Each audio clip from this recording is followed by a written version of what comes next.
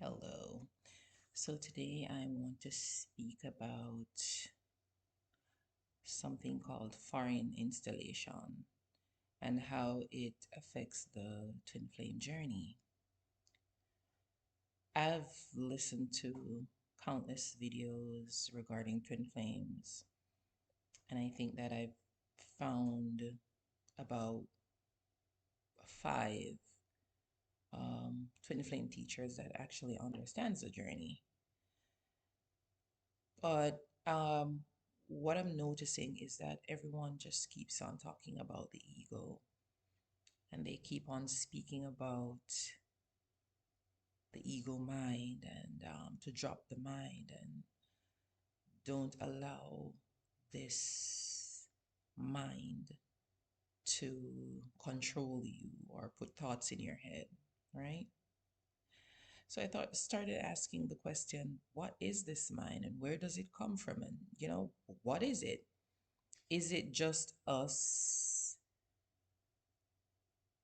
creating these thoughts? And why would we want to do this to ourselves? And is there some greater reason as to why this keeps on happening? Because before I, got on the twin flame journey, um, I did not notice these thoughts. I was just going, moving along.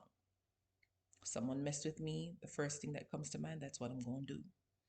If it's cursing you out or whatever the case may be, I'll just react to that without a question. And since I've been on the twin flame journey, um, since I found the right coaches for me or right programs for me, I started asking some more questions. I'm just saying this can't be, this has to be coming from somewhere else. And I've also realized that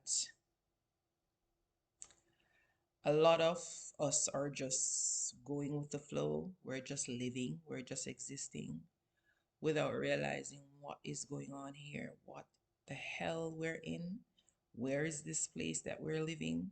No one is asking those questions. I am not going to go deep into where the foreign installation is coming from, because that is just going to be too long of a video. So what I'll be doing is to breaking it up into series, and speak about different aspects of this and how it affects us.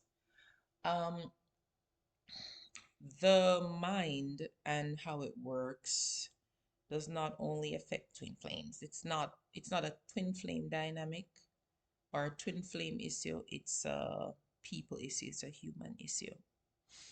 Um, the way our body functions, the way our mind runs, those intrusive thoughts and feelings, again, they're not our own. Now, let's ask the question, who are we? Most of you will know that we are not the flesh, we're not the body, but we're the soul. But what does that actually mean? Some of us may know that the soul is an energetic force. We keep throwing words around without really asking, what does this mean? I know there are a lot of buzzwords in the spiritual community. People are just, talking about certain things. But what are these things? What are they? I came across someone called John Lam Lash. Before I came across him, I was listening to a lady called Shauna. She has a YouTube channel and she was speaking about the archons. And then, one thing led to another. I was listening to someone called Morg Official on YouTube as well. And that led me to something else. John Lamlash, where he explains something that is profound. And I think anyone that listens to that or reads his book and don't get it, I don't know what else will make you get it. I have hopped off the religion train years ago, even before getting the spiritual awakening and being on this soul path. Since I was a child, I've questioned everything. S- I've s- I think remembered moments when I couldn't even speak because I remember being in my mom's arm a lot, walking on the street and so on, interacting with other people. I'm sorry. And I've always found people strange. I remember when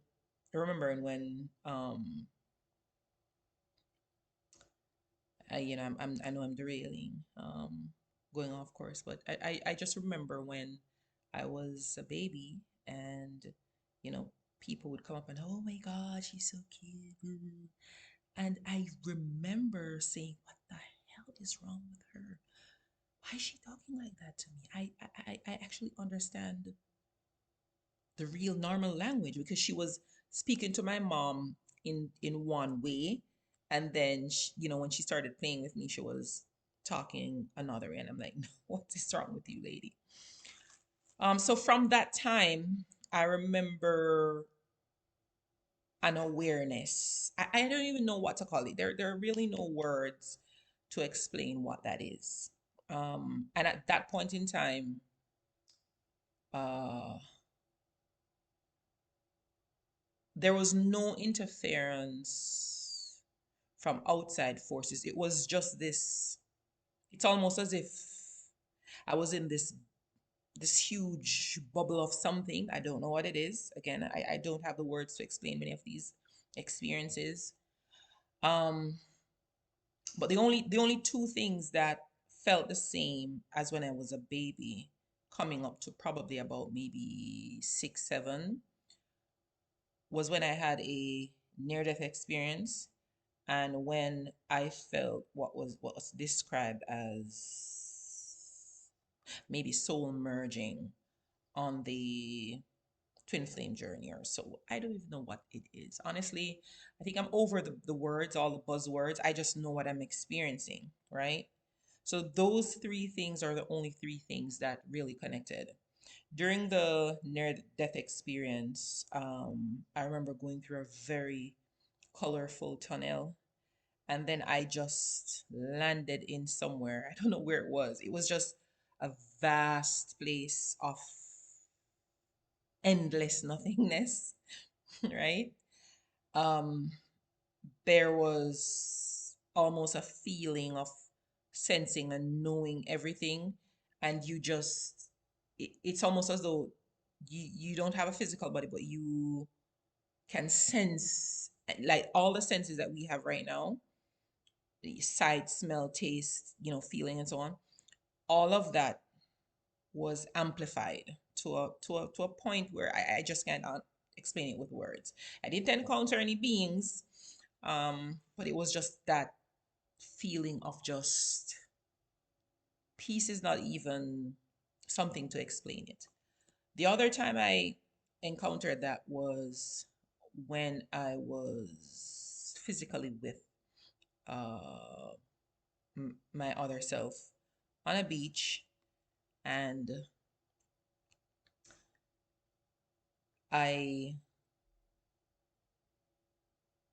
just for a second, just for a moment, felt something. And I'm like,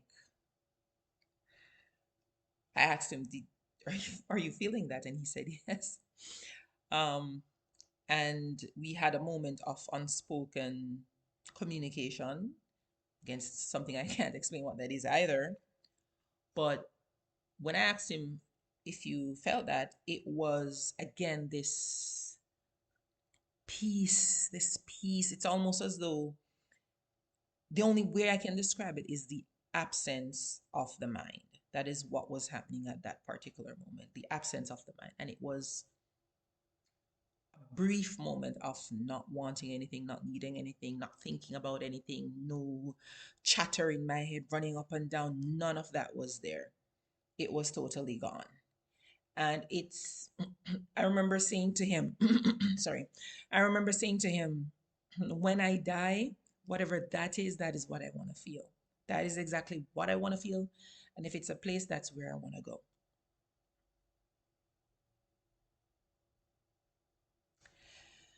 And then um, when I got to the point now where I started learning about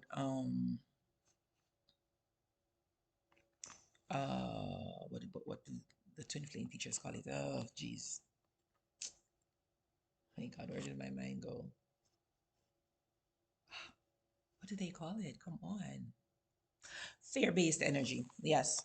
So I started learning about fear-based energy and I started recognizing when the intrusive thoughts started coming in. It was it was easier to recognize that when I was not with my twin flame. And I can't believe I'm saying this right now, but I'm thankful for the separation because I don't think if the twin flame was there with me physically, I could have overcome this or even had time or the chance to recognize this type of energy. So let's go back to what this video is about. These archons created this twin flame dynamic because I've always asked the question, why is this whole thing so cruel? Why is it so difficult? Why is it so rough? Why is it that there's so many things there that is almost as though it's setting you up to fail? It's setting you up to turn against yourself. Why is that? And it's because these archonic creatures created the twin flame dynamic. And all humans are twin flames. All humans are twin flames. If you have the soul, if you have that particular soul in you, then most definitely you are a twin flame. And the reason why I say if you have that soul in you, because there are theories about NPCs, and even though I don't like that term because I think it dehumanizes people to call them that, but then I've had some experiences where I've had to question whether or not these people actually had souls. So I go back and forth with wondering whether or not it's that they don't have souls, or is it that the installation, the foreign installation, has taken them over so far that their soul has been pushed really, really, really deep in their system, right? Now, back to the mind and this intrusive thinking and intrusiveness and the craziness that goes on. Uh, I think I need to maybe draw something to illustrate what I want to explain. Don't know if I don't even know if I can.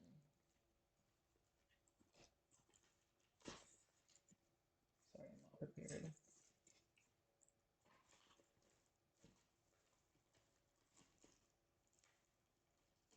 I'm looking for my pen. Where is it? I don't have it. All right, anyways, so another time. Oh, here's my pen. So, as far as I understand it, humans were originally what makes us human, which is our soul and not the body. Were originally androgynous beings, right? So we had both the energies inside of us, male and female, right? And and if you look at the Bible and what it's talking about, where Adam was placed to sleep and whatever, blah blah blah, and woman was taken from him, and whatever, whatever, right? If you look at that structure, you'll realize that it's very similar to what the Gnostics speak about regarding the separation and what really happened there. And like the Bible is just so misleading and so fear based, full of fear. It paints a picture that women or the female sense is this lesser being. That's not true.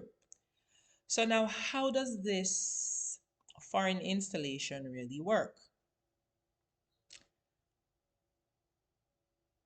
The archons cannot dwell on Earth, right? Because of how they're made, they cannot. Oxygen is like it's toxic to them. However, they work telepathically. It's almost like Wi-Fi signal. That is how they operate. And our mistake as humans is thinking that, of course, that's by design, thinking that if we can't see something, see, feel, touch, it's not real. And what I'm here to tell you is that those unseen things are even realer than me that you're looking at right now. Okay, it's realer than real. And that is what they're using to control us and to be intrusive. So imagine something creating the separation, because without it we're very powerful, right? The sense of the idea of separation and separation itself, without it we're very powerful. um there's no system that can work properly without the merging of the male and female essence, or the positive and negative energy, electricity wise, right? Or energetically wise. There is no system that will be able to function properly without that. And that is, we are reflecting that structure as twin flame, right? Um, when we think, it creates energy. And if you hear people speaking about the law of attraction, you know, it's all about energy. It's an energetic structure as well. The twin flame dynamic is no different. Now, when we think, we create, right? When we think, we create. And these archons know that, of course. We are connected with our twin flames at the mind. So what do? They go ahead and they polarize the mind, right? Because we live in a world of duality, whether we like it or not. When we have the negative thoughts, negative thinking about our twin flame, focus on the twin flame all the time, we all know by now that that is what creates this energy. So these beings that have separated us, they do not want us to come into one, back into one, right? So what do? They create this fake fear and stress. And whenever the twin flame comes to our mind, they implant these thoughts. Remember, it's energy again, and they're doing this. That is why we have so much chaos in the world. That is why men are, people are crazy. War on top of war, senseless killing, wickedness on earth. This is not just humans. This is not our nature. Our nature is not to do this, right? But there is a spiritual warfare going on. And I know, we have used that word or term over and over again. But I implore you, look into Gnosticism. There is a book that John Lamb Lash wrote called Not in His Image. If you read that, you'll understand what I'm talking about. There are some videos where he's explaining a few things. Find those videos on YouTube and listen to them. All right. I've started even documenting whatever I'm hearing there, because I don't know what's going to happen to technology soon. I mean, everyone is banning everyone and certain information. Censorship is huge right now. Again, that's no mistake. All right. Now back to the case of I'm sorry, I'm writing my illustration. Hopefully, I can draw it right. Yes, so when we have a mind of our own, right? But that mind can be hijacked. Uh, the only thing I can use as an example would be remote sharing. Now, we have a computer remote sharing, and I want you to also look at remote viewing. This is what I think, I don't want to call any names that I don't understand. Probably the CIA. I think the CIA uses remote viewing. If they want to find someone right now, they probably need a picture of the person or something like that. And there are people who are trained to remote view. And it's a form of telepathy where they can literally seek out anyone they want to seek out and find exactly where they are at any point in time. Right? So these things are not made up stuff. It is 100% real. It is 100% real. So these, when I spoke, Sheen, this is for you. When I made the comment on your video that we have two minds, this is exactly what I'm talking about. And I should even say we have two minds. Two minds are operating us. One is what we are, which is the soul. The other one are the archons that are trying to hijack us every time. And the only way to get rid of them is to get into soul. And the two ways that worked for me is one, realizing that this is happening. And number two, silencing it by meditating. Focus on something else. Focus on something else. And it is one of the most difficult things to do. Just keep on focusing on something else. Canceling the thoughts, because I know that's not me. And I think it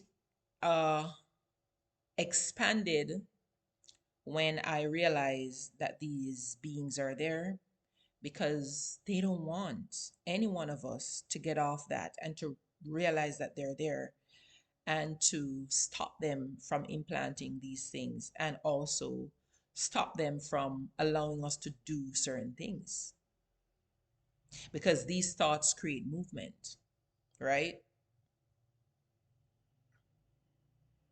If we operate from a place of love, that's a place where they can dwell. And you're not fighting yourself when you're trying to quiet this mind. Why won't it shut up? It never shuts up. It's always going. It's always there.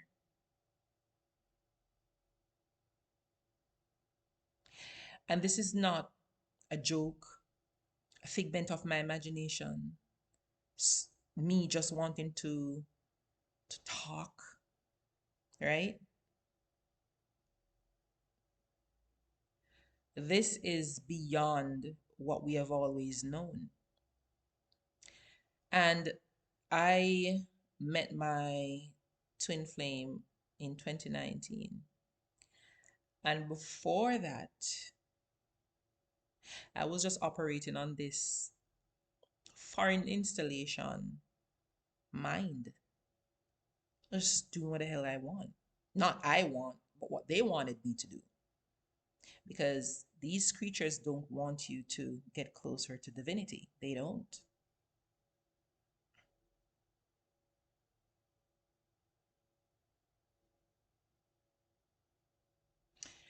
There is a lot more to this. There's a lot more to this. And again, um, this whole thing is just crazy. All right, so let me see if I could try to, let's see, how do I do this? Let me see if I can, I'm so sorry. Oh my God, look, this don't even look right. Hold on, wait. All right, so Oh, I'm not done.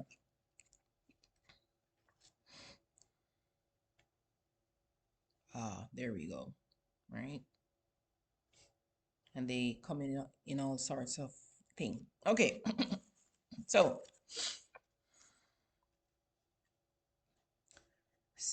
here is our soul, right? And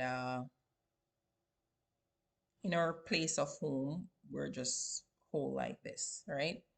So when like if we should go to another realm, for example, there's no this does not exist. It's just this part, right? But and this is my belief, this is a prison for the souls to keep it trapped, right? For that's what I see. I'll explain that in other stuff, but this is what I see. So this is the soul, right? So your neutral flame is simply this. But because we're descended to this material world here, it creates the separation. When we say we're not, hold on just a minute.